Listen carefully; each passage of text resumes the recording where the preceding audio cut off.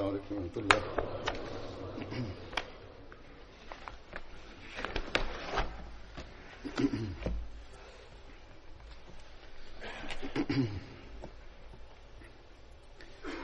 أشهد أن لا إله إلا الله وحده لا شريك له وأشهد أن محمدا عبده ورسوله أما بعد فأعوذ بالله من الشيطان الرجيم بسم الله الرحمن الرحيم الحمد لله رب العالمين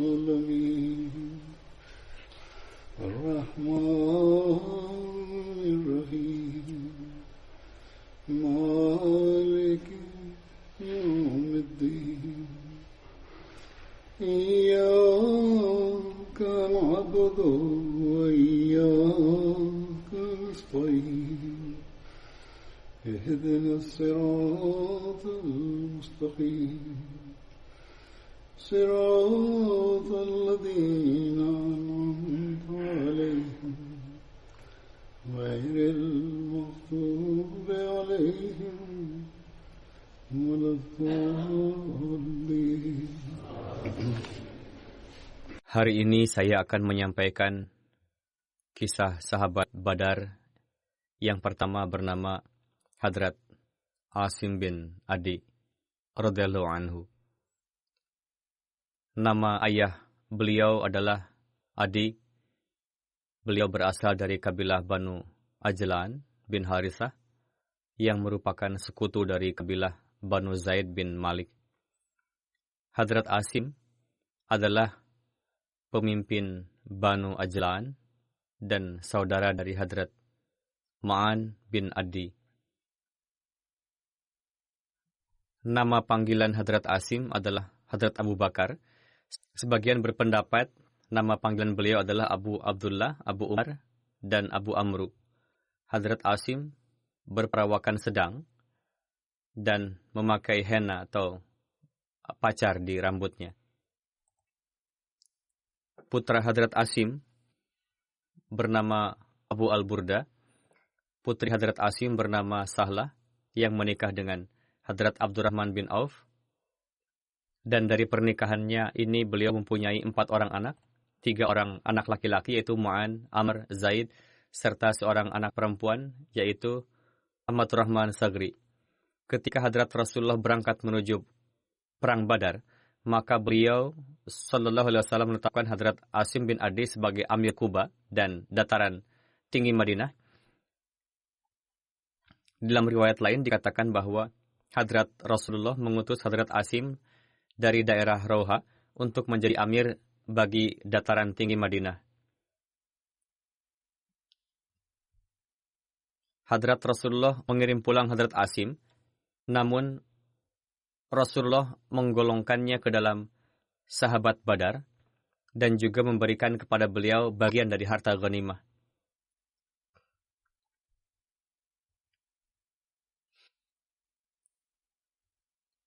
Di dalam buku Sirat Khatamun Nabiyyin, Hadrat Mirza Bashir Ahmad menulis sebagai berikut, bahwa ketika keluar dari Madinah, Rasulullah menetapkan Abdullah bin Ummi Maktum sebagai Amir Madinah. Namun ketika sampai di dekat Rauha yang berjarak 36 mil dari Madinah, maka kurang lebih dikarenakan pertimbangan bahwa Abdullah adalah seorang tunanetra dan kabar mengenai kedatangan Laskar Quraisy menuntut pengorganisasian di Madinah harus tetap kuat selama beliau sallallahu alaihi wasallam tinggalkan. Lalu Rasulullah menetapkan Abu Lubabah bin Munzir sebagai Amir Madinah dan mengirimkan beliau pulang. Dan berkenaan dengan Abdullah bin Ummi Maktum, diperintahkan supaya beliau hanya sebagai imam salat saja. Sedangkan untuk pengaturan akan diserahkan kepada Abu Lubabah. Untuk penduduk dataran tinggi Madinah, yakni Quba, secara terpisah Rasulullah menetapkan Hadrat Asim bin Adi sebagai amir. Hadrat Asim ikut serta dalam perang Uhud, perang Khandak, dan seluruh peperangan lainnya bersama Rasulullah. Beliau wafat pada tahun 45 Hijriah di masa pemerintahan Hadrat Muawiyah di Madinah. Pada saat itu usia beliau 115 tahun. Sebagian lagi berpendapat beliau wafat pada usia 120 tahun. Ketika kewafatan Hadrat Asim telah menjelang, keluarga beliau menangis. Melihat hal ini, beliau berkata, "Janganlah menangisiku, karena aku telah menjalani usiaku, dan aku telah melalui usia yang panjang." Ketika Hadrat Rasulullah memerintahkan para sahabat untuk persiapan perang Tabuk, Rasulullah menghimbau para hartawan untuk mengorbankan harta dan menyediakan hewan tunggangan di jalan Allah Ta'ala, dan atas perintah tersebut, orang-orang memberikan pengorbanan sesuai dengan kemampuannya masing-masing. Pada kesempatan itu, Hadrat Abu Bakar membawa seluruh harta yang ada di rumahnya yang berjumlah 4.000 dirham. Hadrat Rasulullah bertanya kepada Hadrat Abu Bakar, "Apakah Anda meninggalkan sesuatu untuk keluarga Anda atau tidak?" Beliau menjawab, "Saya meninggalkan Allah Ta'ala dan Rasul-Nya untuk keluargaku." Hadrat Umar datang dengan membawa setengah dari harta yang ada di rumahnya. Hadrat Rasulullah bertanya kepada Hadrat Umar, "Apakah Anda meninggalkan sesuatu untuk keluarga Anda?" Maka beliau menjawab, "Aku meninggalkan setengahnya." Pada saat itu Hadrat Abdurrahman bin Auf memberikan 100 uqiyah. Satu uqiyah setara dengan 40 dirham. Maka Rasulullah bersabda, "Utsman bin Affan dan Abdurrahman bin Auf adalah khazanah di antara khazanah-khazanah Allah Ta'ala di muka bumi ini, yang membelanjakan harta untuk keridaan Allah Ta'ala." Pada kesempatan itu, para wanita juga mempersembahkan perhiasan-perhiasan mereka. Pada kesempatan tersebut, Hadrat Asim bin Adi yang riwayatnya saat ini sedang dibahas, beliau memberikan 70 wasak kurma. Satu wasak setara dengan satu sa, dan satu sa kurang lebih setara dengan 2,5 sir atau 2,5 kilogram. Maka jumlah seluruh kurma tersebut menjadi 262 mun. Satu man kurang lebih 40 sir, satuan timbangan di Pakistan, atau sekitar 38-39 kilogram. Singkatnya, Hadrat Asim pada kesempatan tersebut mempersembahkan kurma-kurma miliknya, dan dalam jumlah yang sangat banyak. Hadrat Asim adalah salah satu di antara para sahabat yang diberikan perintah oleh Rasulullah untuk meruntuhkan Masjid Dirar. Rincian dari peristiwa itu adalah sebagai berikut. Diriwayatkan dari Ibnu Abbas bahwa Banu Amru bin Auf membangun Masjid Quba dan mengirimkan pesan kepada Hadrat Rasulullah supaya beliau datang dan salat di masjid tersebut. Ketika beberapa orang dari Banu Ghanam bin Auf melihat masjid tersebut, mereka mengatakan bahwa mereka pun akan membuat masjid seperti yang dibuat oleh Banu Amru. Maka Abu Amir, seorang fasik, penentang besar dan penyebar fitnah, berkata kepada mereka, "Buat jugalah oleh kalian satu masjid dan kumpulkanlah sebanyak-banyaknya senjata di dalamnya." Tujuan dia adalah supaya masjid tersebut dijadikan sebagai markas fitnah. Ia berkata, "Aku akan pergi ke Kaisar, yakni Raja Roma, dan dari sana akan membawa satu laskar orang-orang Romawi, kemudian mengusir Muhammad Sallallahu Alaihi Wasallam dan para sahabatnya dari sini." Ketika masjid selesai dibangun, maka mereka hadir di hadapan Hadrat Rasulullah dan berkata, "Kami telah membuat masjid ini untuk kemudahan orang-orang yang sakit dan uzur. Mereka tidak bisa pergi terlalu jauh untuk salat." Mereka juga memohon kepada Rasulullah untuk berkenan datang mengimami salat di masjid tersebut. Hadrat Rasulullah menjawab, "Saat ini aku sedang sibuk persiapan untuk melakukan perjalanan. InsyaAllah Ta'ala ketika kami pulang, saya akan mengimami salat." Ini adalah perjalanan untuk perang Tabuk.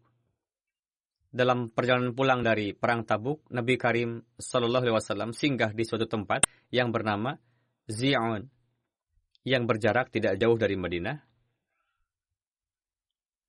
Antara tempat tersebut dengan Madinah berjarak 1 jam perjalanan. Maka kepada beliau Sallallahu Alaihi Wasallam turunlah wahyu mengenai Masjid Dirar yang di dalam Al-Quran disebutkan dalam surah At-Taubah, walladzina takhadu masjidan diraran wa kufran wa tafriqan bainal mu'minina wa irsadan lima haraballaha wa rasulahu min qabli wa la yahlifunna in aradna illa al-husna wallahu yashhadu innahum lakadzibun.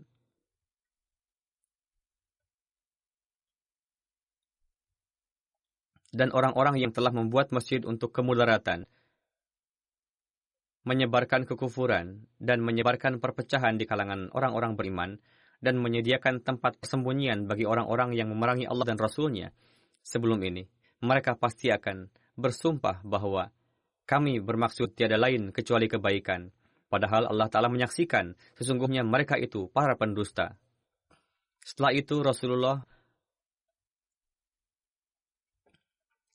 memanggil Malik bin Dasham dan Ma'an bin Adi, lalu memerintahkan mereka untuk merobohkan Masjid Dirar. Dalam beberapa riwayat dikatakan juga bahwa Hadrat Rasulullah telah mengutus Hadrat Asim bin Adi, Amr bin Sakan, dan Wahsy yang telah mensyahidkan Hadrat Hamzah untuk tujuan ini. Tertulis juga di dalam Syarah Zarqani bahwa Hadrat Rasulullah pertama-tama mengutus 2 orang, kemudian lebih lanjut mengutus lagi 4 orang untuk membantu mereka. Rasulullah memerintahkan mereka pergi ke Masjid Dirar untuk merobohkannya dan membakarnya. Mereka semua dengan cepat sampai ke kabilah Banu Salim yang merupakan kabilah Hadrat Malik bin Dasham. Hadrat Malik bin Dasham berkata kepada Hadrat Mu'an, "Beri saya sedikit waktu, saya akan mengambil api dari rumah saya." Maka beliau membawanya dengan menggunakan dahan kurma kering yang dibakar. Kemudian mereka sampai di Masjid Dirar di waktu antara Maghrib dan Isya. Dan sampainya di sana mereka membakar masjid tersebut dan meratakannya dengan tanah. Sebagian kisah ini saya telah sampaikan pada tema mengenai Hadrat Malik bin Dasham. Pada saat itu, orang-orang yang membangun masjid tersebut ada di sana. Namun setelah api melahap masjid itu, mereka melarikan diri ke sana kemari. Ketika Nabi Karim Sallallahu Alaihi Wasallam sampai di Madinah, maka Rasulullah ingin memberikan lahan bekas masjid tersebut kepada Asim bin Adi untuk membuat rumahnya di sana. Namun Asim bin Adi mengatakan, saya tidak akan mengambil tempat ini karena Allah Ta'ala telah menurunkan ayat mengenainya, bahwa ini telah menjadi suatu tempat yang Allah Ta'ala tidak menyukai rumahnya dibangun di sana. Oleh karena itu saya tidak mau menerimanya. Kemudian Rasulullah memberikannya kepada Thabit bin Akram yang tidak mempunyai rumah.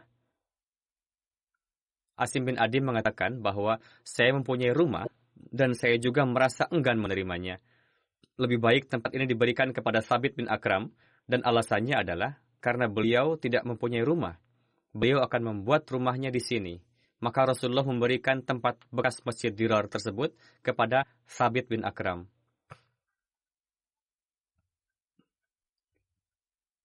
Menurut Ibnu Ishaq, nama-nama orang munafik yang membangun Masjid Dirar adalah sebagai berikut: Khizam bin Khalid, Mu'attib bin Kushair, Abu Habibah bin Azar, Abbad bin Hunayf, Jariyah bin Amir, beserta 2 anaknya yaitu Mujammi bin Jariyah dan Zaid bin Jariyah, Nabtal bin Haris,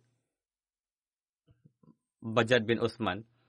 Ini adalah orang-orang yang berkomplot dengan Abu Amir, seseorang yang dijuluki fasik oleh Hadrat Rasulullah.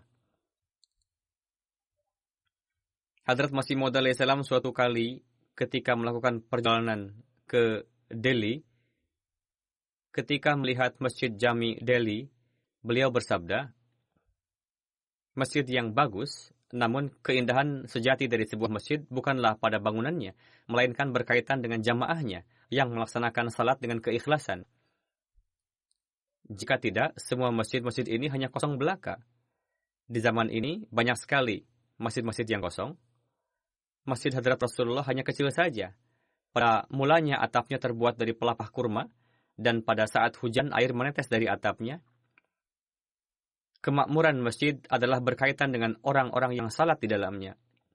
Di zaman Hadrat Rasulullah, orang-orang duniawi juga membuat sebuah masjid yang dengan perintah Allah Ta'ala, masjid itu dirobohkan. Dan namanya adalah Masjid Dirar, yang artinya menimbulkan kemudaratan. Masjid tersebut diratakan dengan tanah. Berkenaan dengan masjid-masjid diperintahkan bahwa hendaknya dibangun dengan dasar ketakwaan.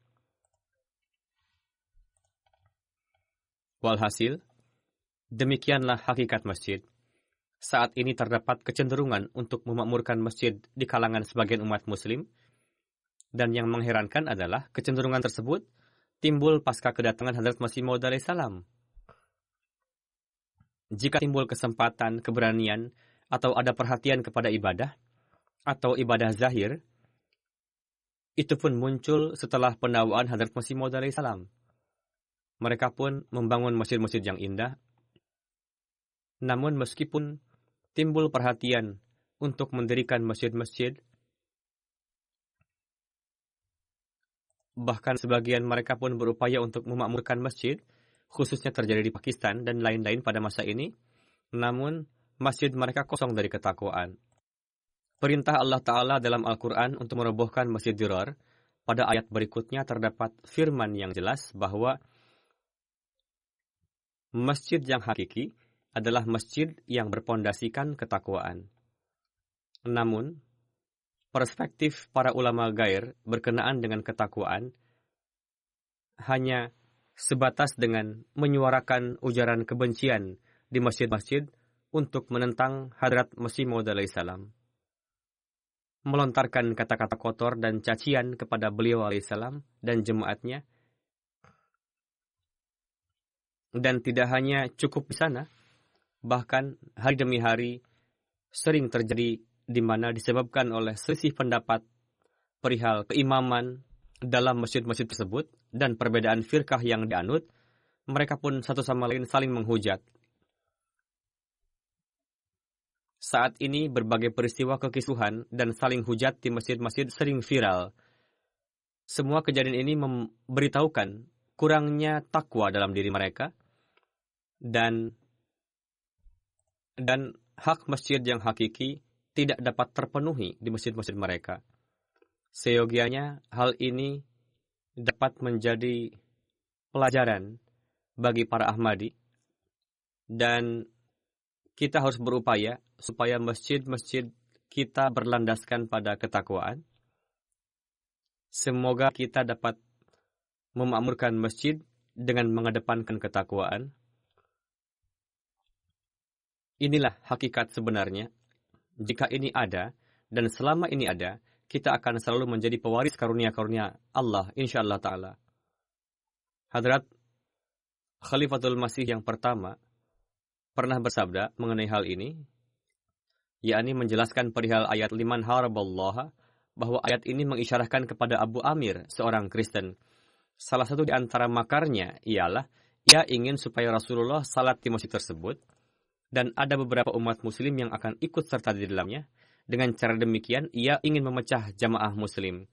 Abu Amir itu juga menyebarkan satu ru'yanya yang menyatakan bahwa ia melihat Rasulullah wahidan, taridan, syaridan akan wafat dalam keadaan terkutuk dan ditinggalkan. Nauzubillah.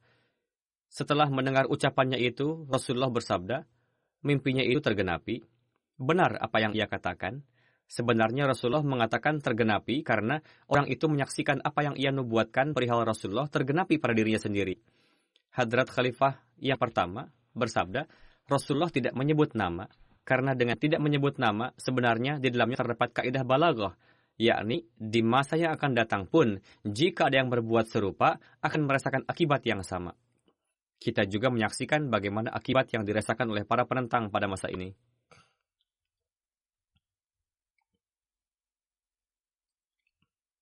Sahabat berikutnya adalah Hadrat Amr bin Auf. Dalam satu riwayat, Nama beliau adalah Umair. Ayah beliau bernama Auf. Hadrat Amru dipanggil Abu Amru. Dilahirkan di Makkah. Menurut Ibnu Sa'ad, beliau berasal dari Yaman. Para pakar dan penulis sejarah juga pakar hadis memiliki beragam pendapat mengenai beliau, sehingga dijumpai banyak hal yang meragukan mengenai beliau.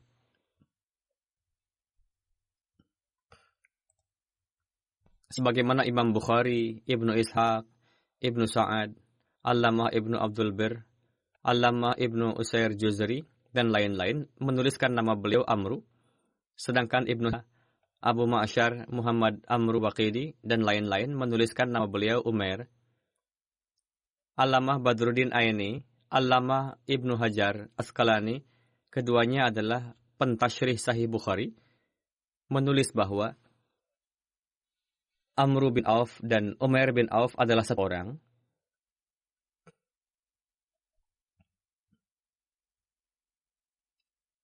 Menurut Imam Bukhari, Hadrat Amru bin Auf adalah pendukung Ansari Quraisy, kabilah Banu Amir bin Loi.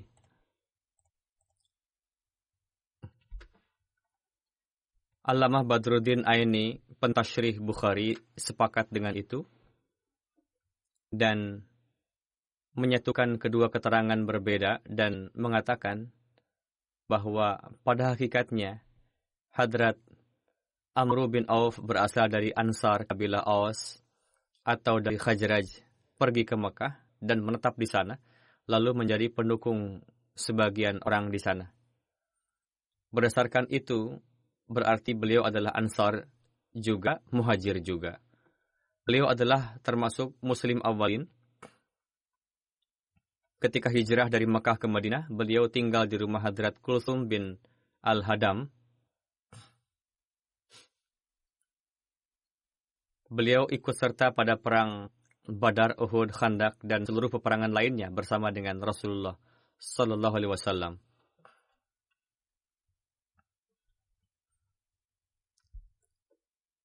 Beliau wafat pada masa kekhalifahan Hadrat Umar radhiyallahu anhu dan jenazah beliau disalatkan oleh Hadrat Umar.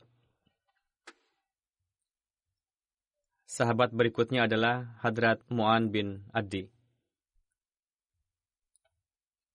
Beliau adalah pendukung Ansar, kabilah Banu Amru bin Auf. Beliau adalah saudara dari Hadrat Asim bin Adi yang telah dijelaskan sebelumnya. Beliau ikut serta pada Bai'at Aqabah bersama dengan 70 sahabat Ansar lainnya.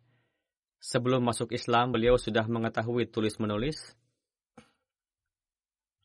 Padahal pada masa itu sangat jarang yang mengetahui itu. Beliau ikut serta pada perang Badar, Uhud, Khandak, dan seluruh peperangan lainnya bersama dengan Rasulullah. Setelah Hadrat Zaid bin Khattab hijrah dari Mekah ke Madinah, lalu Rasulullah menjalinkan persaudaraan antara beliau dengan Hadrat Mu'an bin Adi.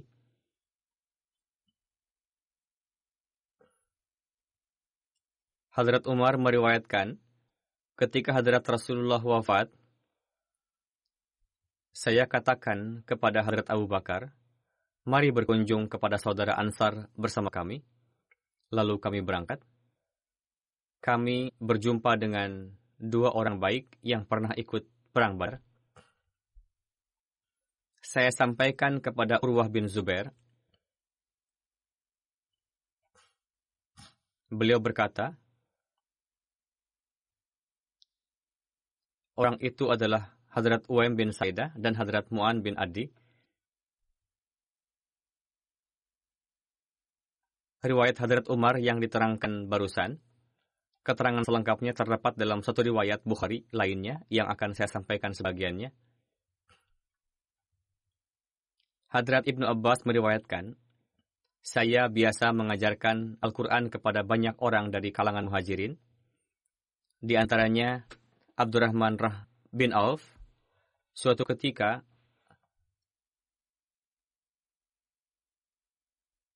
saya berada di sebuah rumah di Mina. Beliau pergi ke rumah Umar bin Khattab. Itu adalah peristiwa haji terakhir yang dilakukan oleh Hadrat Umar.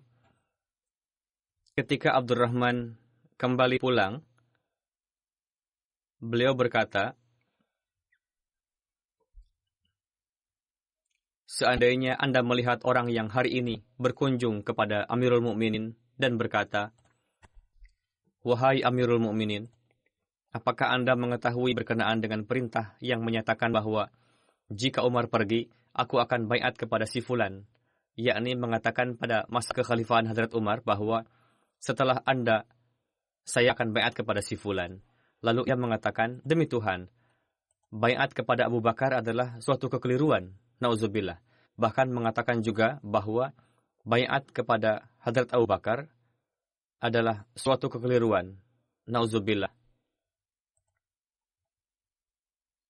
Dan demikian ia mendapatkan makom khilafat.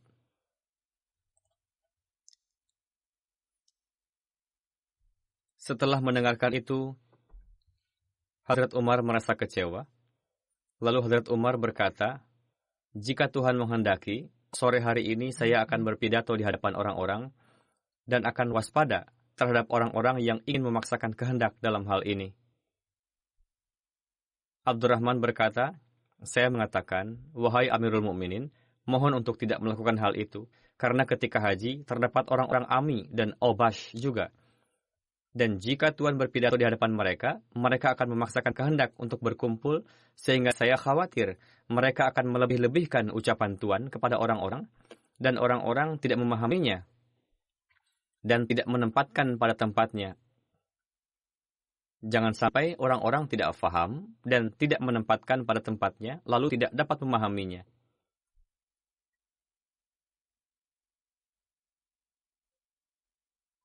Lalu beliau memberikan masukan kepada Hadrat Umar.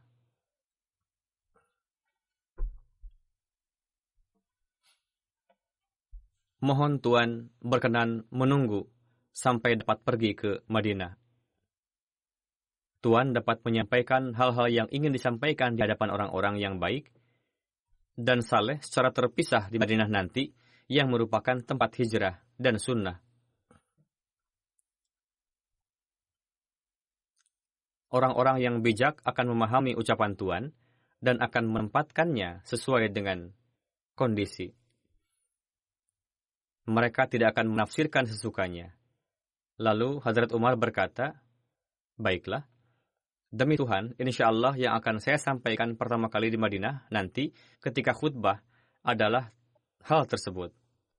Ibnu Abbas mengatakan, kami berangkat ke Madinah pada akhir bulan Zulhijjah, ketika hari Jumat, dan tiba saatnya ibadah Jumat, kami segera sampai di masjid. Sesampainya di masjid, saya melihat Sa'id bin Zaid tengah duduk di dekat mimbar, lalu saya pun duduk di dekat beliau. Lutut kami menempel satu sama lain. Tidak lama kemudian, Hadrat Umar datang.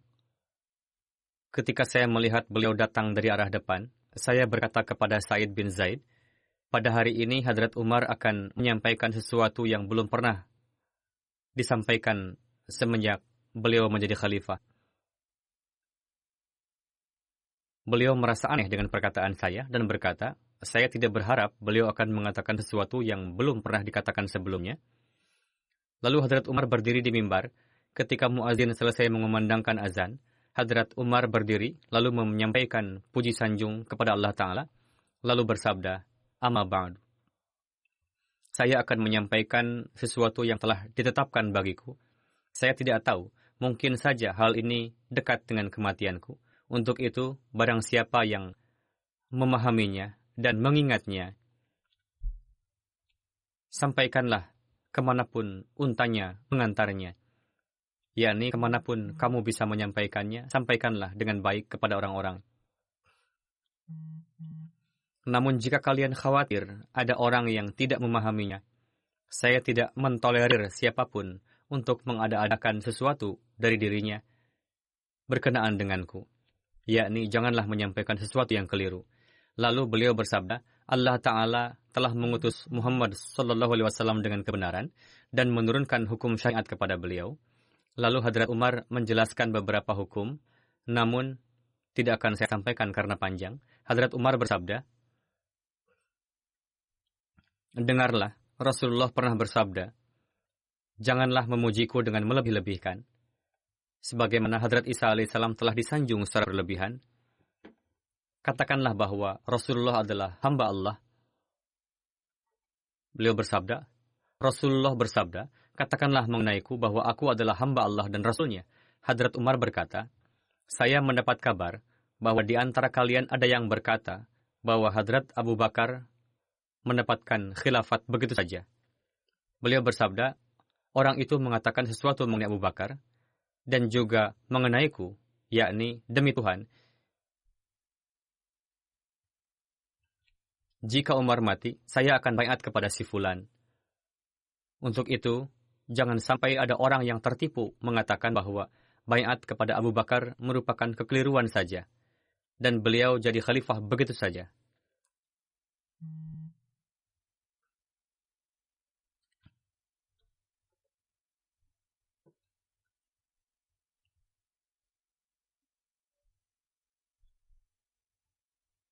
Beliau bersabda, memang benar bahwa baiat terjadi begitu saja, namun Allah Ta'ala menyelamatkan kita dari keburukan baiat yang kisruh.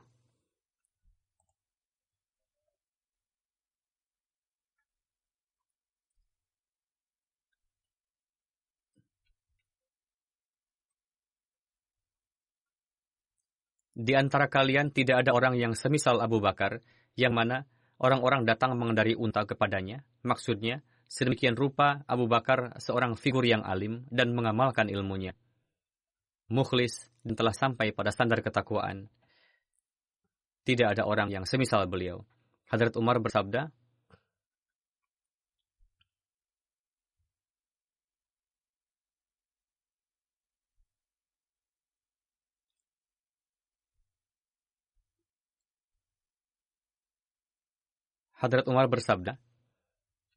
barang siapa yang baiat pada seseorang tanpa meminta musyawarah dari umat muslim, janganlah baiat padanya dan juga kepada orang yang dia baiati, supaya jangan sampai ia mencelakakan dirinya sendiri.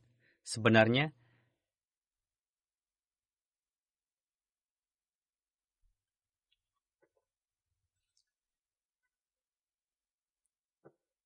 yang terjadi adalah, lalu Hadrat Umar menceritakan bahwa setelah Allah mewafatkan Hadrat Rasulullah, ada Ansar yang tidak sependapat dengan kami.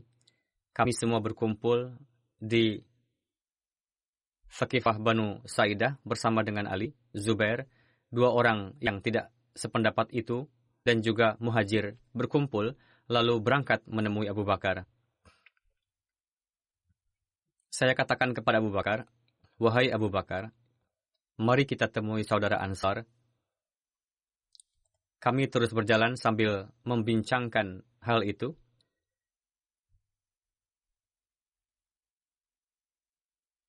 Ketika sudah hampir sampai, kami menjumpai dua pria baik. Di antaranya adalah Hadrat Mu'an bin Adi. Kedua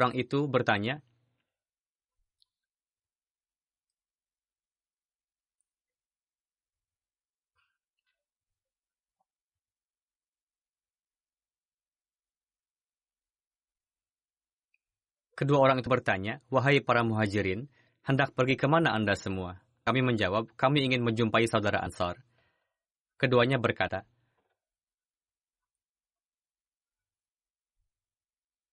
sekali-kali jangan pergi ke sana.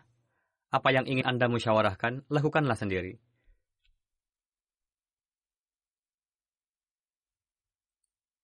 Hadrat Umar bersabda, saya berkata, demi Tuhan, kami harus pergi menemui mereka. Lalu kami melanjutkan perjalanan. Lalu kami tiba di Banu Sa'idah. Di sana terjadi pembahasan yang cukup alot antara Hadrat Umar, Hadrat Abu Bakar, dan Ansar berkenaan dengan pemilihan khilafat.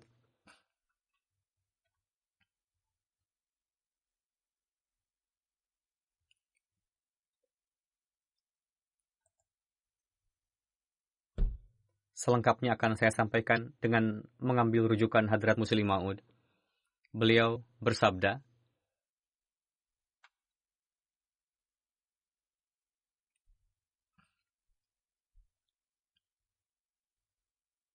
pasca kewafatan Rasulullah, sahabat terbagi menjadi 3 kelompok. Kelompok pertama berpendapat bahwa sepeninggal Rasulullah harus ada orang yang mengemban nizam Islami. Namun, karena yang dapat memahami dengan baik kehendak Nabi adalah keluarga Nabi, untuk itu hendaknya dipilih salah seorang dari antara keluarga Rasul.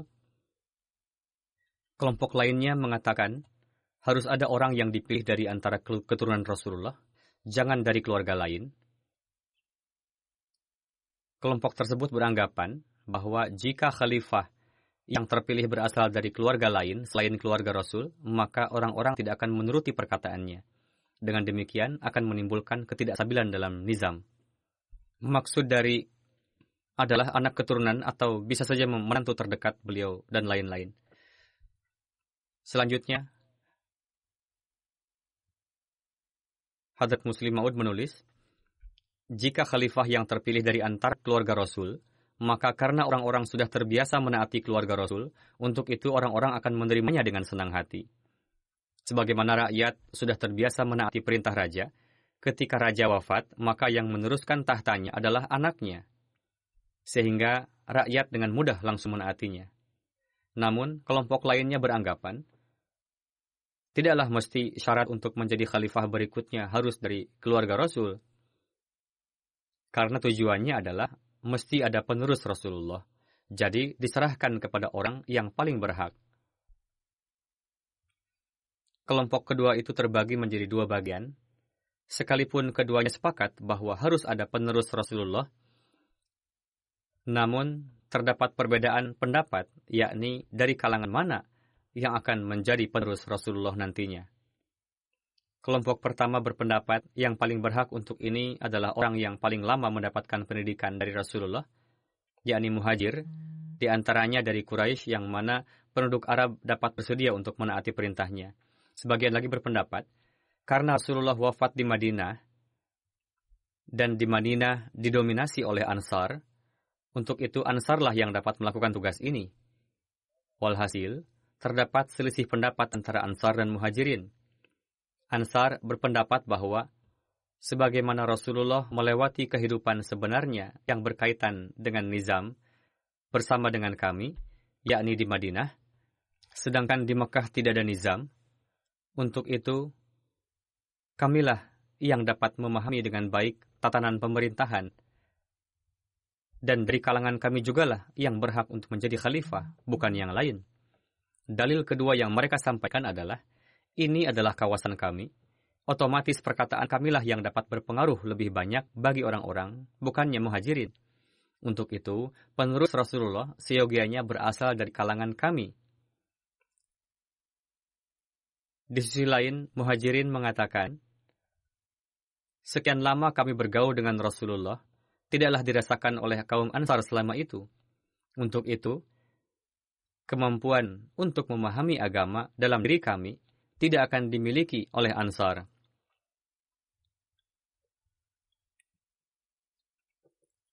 Hadrat Muslim Maud menulis berkenaan dengan ini,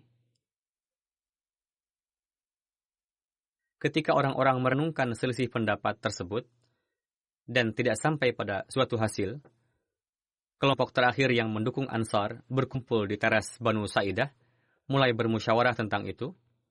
Sa'ad bin Ubadah yang merupakan pemimpin Khazraj dan termasuk ke dalam daftar Naqib, mereka mulai condong kepadanya untuk dipilih menjadi khalifah. Lalu pihak Ansar berkata, negeri ini adalah milik kami, tanah ini milik kami, harta kekayaan ini milik kami, dan yang akan memberikan manfaat bagi Islam adalah jika khalifah dipilih dari antara kami, dan berpendapat bahwa tidak ada yang lebih baik dari Sa'ad bin Ubadah. Terjadi perbincangan.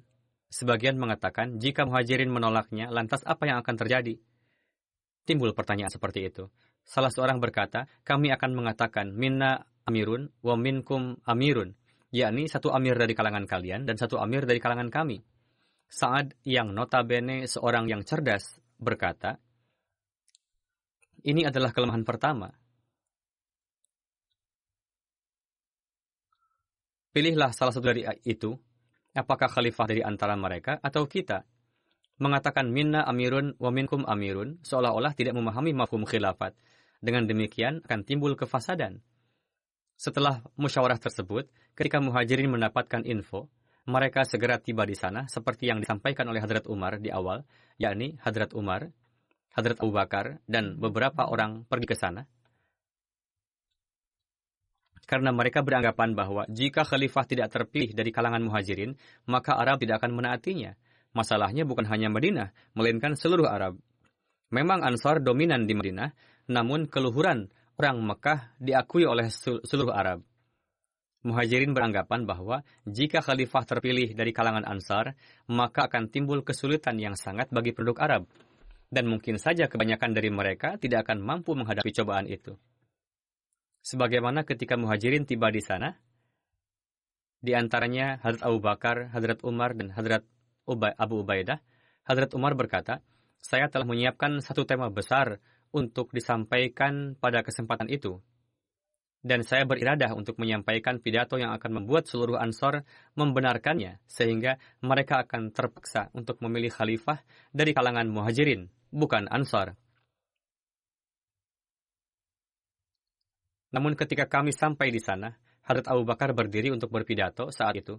Saya berkata di dalam hati, apa yang akan disampaikan oleh beliau ini? Namun demi Tuhan, poin-poin yang telah saya pikirkan untuk disampaikan saat itu, kesemuanya telah disampaikan oleh Hadrat Abu Bakar. Bahkan selain itu, beliau pun menyampaikan banyak sekali dalil sendiri. Lalu saya faham bahwa saya tidak dapat menandingi Abu Bakar. Walhasil, para Muhajirin memberitahukan bahwa saat ini adalah perlu untuk mengangkat amir dari kalangan Quraisy. Hadis Rasul juga disampaikan yang berbunyi Al-A'immatu min Quraisy, yakni imam dari kalangan Quraisy. Dijelaskan juga bahwa mereka adalah pendahulu dalam agama, dan dijelaskan juga pengorbanan yang terus mereka lakukan demi agama. Khubab bin Munzir Khajraji menentang hal itu dan berkata, kami tidak sependapat jika khalifah dipilih dari kalangan Muhajirin. Namun jika Anda tetap bertahan pada pendapat itu, hendaknya satu amir dipilih dari antara kalian dan satu dari kalangan kami.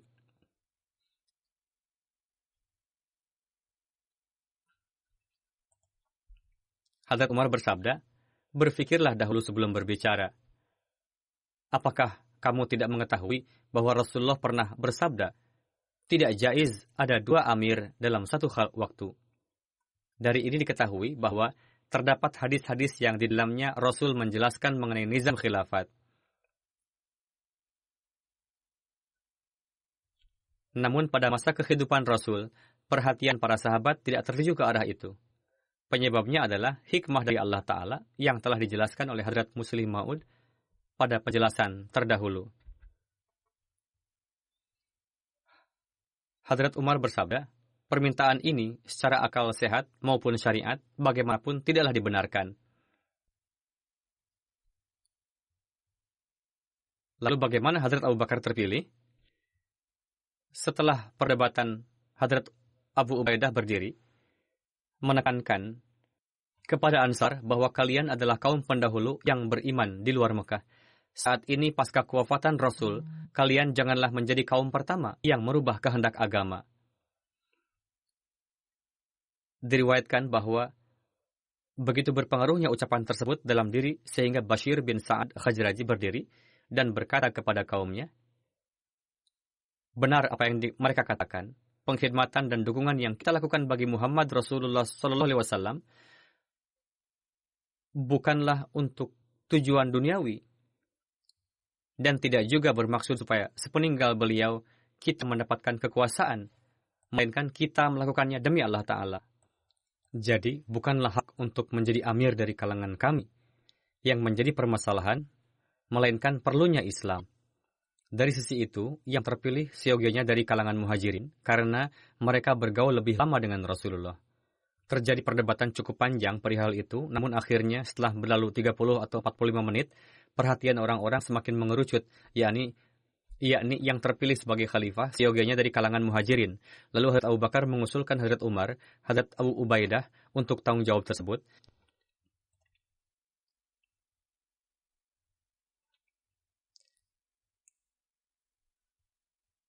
Namun kedua orang tersebut menolak dan berkata bahwa kita akan baiat kepada orang yang dijadikan imam oleh Rasulullah ketika Rasulullah tengah sakit dan orang yang terbaik di antara seluruh muhajirin.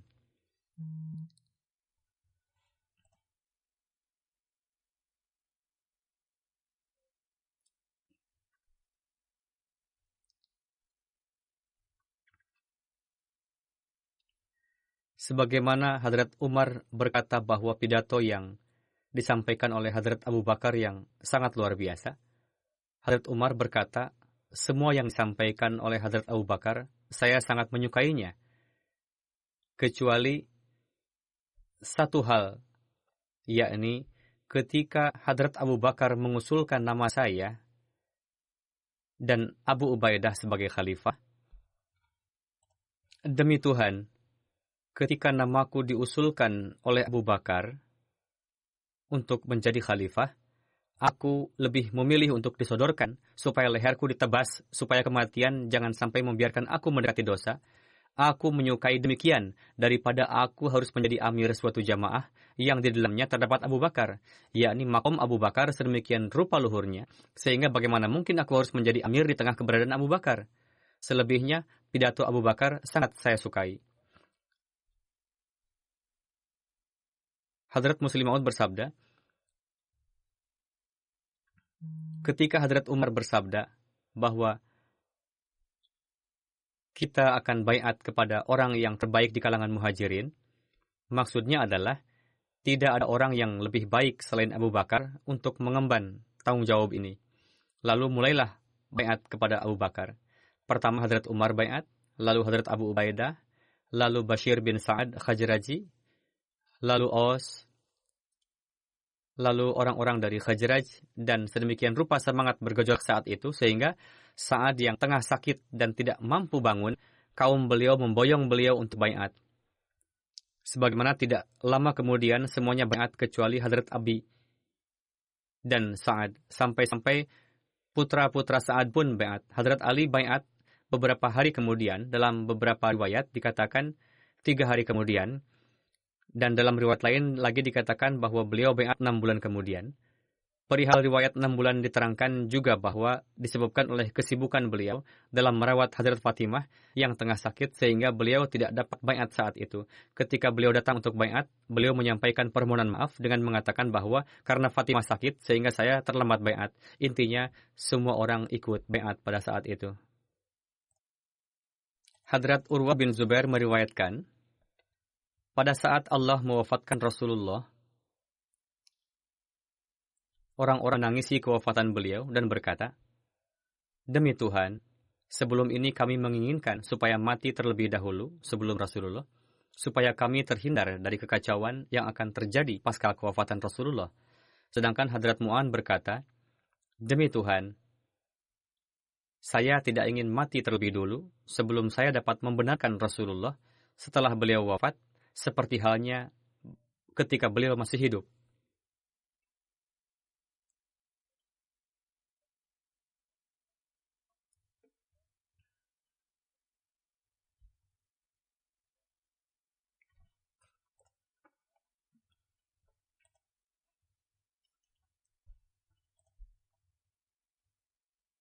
Sebagaimana saya beriman kepada beliau sebagai Rasul, saya pun ingin tetap membenarkan nizam yang telah beliau nubuatkan akan terbentuk sepeninggal beliau nantinya, yakni nizam khilafat Rashidah yang tengah berlangsung. Saya ingin tetap mendukungnya dan tidak mau masuk ke dalam perangkap orang-orang munafik dan murtad. Demikianlah standar keimanan yang seyogianya dimiliki oleh para Ahmadi.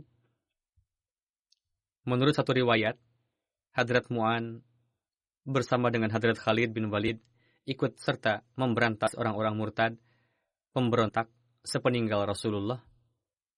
Hadrat Khalid bin Walid mengutus Hadrat Mu'an bersama dengan 200 pasukan berkuda ke Yamamah.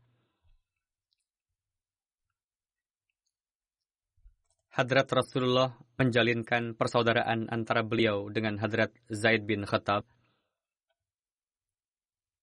Kedua sahabat tersebut syahid pada masa kekhalifahan Hadrat Abu Bakar Siddiq pada tahun 12 Hijri pada Perang Yamamah. Semoga Allah Ta'ala memberikan taufik kepada setiap para Ahmadi untuk mengenali makom kenabian dan menciptakan jalinan yang setia dan tulus dengan khilafat. Amin.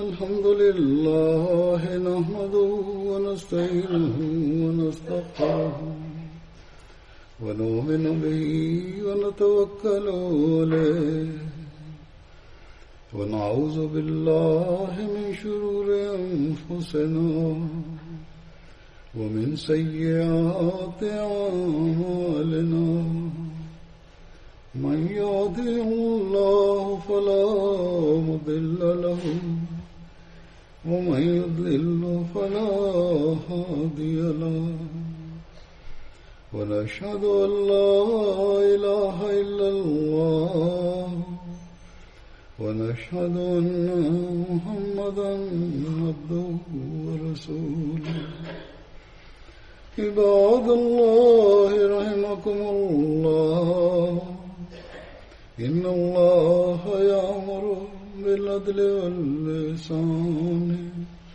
وإيتاء ذي القربى وينهى عن الفحشاء والمنكر والبغي يعظكم لعلكم تذكرون اذكروا الله يذكركم وادعوه يستجب لكم ولذكر الله أكبر